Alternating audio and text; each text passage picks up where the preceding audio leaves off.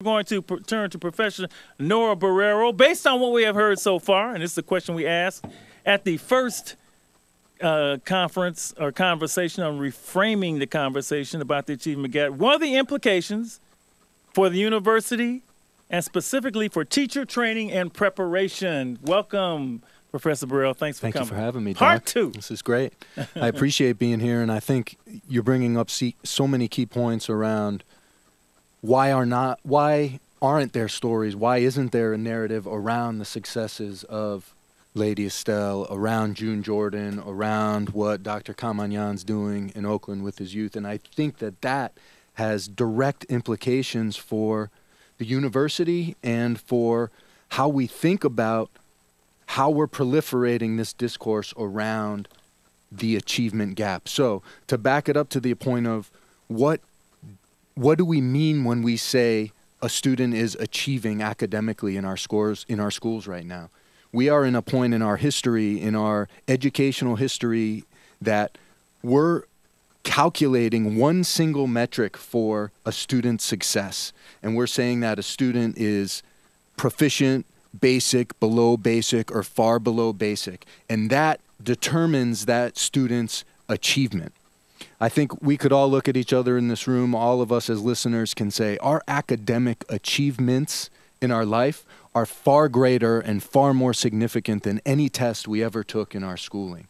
So we're trying to simplify achievement to say it means one thing on one measure that I think your listeners have already reached out to around the biases and the kind of lack of really measuring student success through these tests. And we're saying that determines a student's success. So if we then push that to the point of the achievement gap, what we're really saying is not only that we're labeling students who aren't achieving from this deficit notion or that something is wrong with them, but in a university setting, we're continually proliferating the discourse to say that, oh, look, this is happening across populations in all these different states in all of these different contexts, and in the process we're robbing the voices of the students who these demographics and statistics actually represent, the teachers who get to work with them every single day, their communities who know what's happening in these lived experience of these students,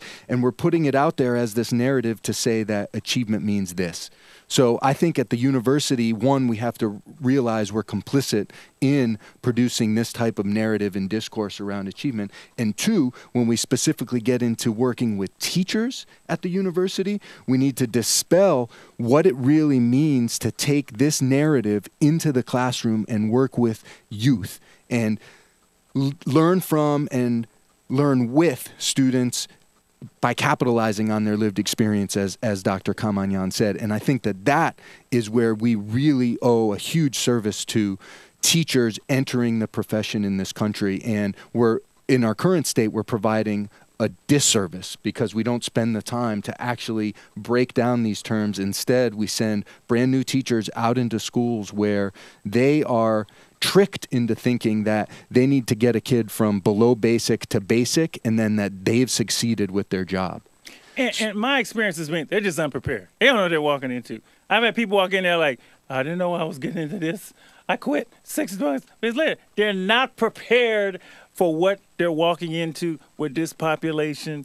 And we got to do a better job. We got to do the better job with that. We got to let them know. And that doesn't mean that they're walking into something bad. They just got to know, what do they need to do to move forward. And the best way to do that is to study the Lady Estelles, to study the Patricks, to study the Katrinas, because they're successful with them. So those are the folks that actually should be working with them in the first place.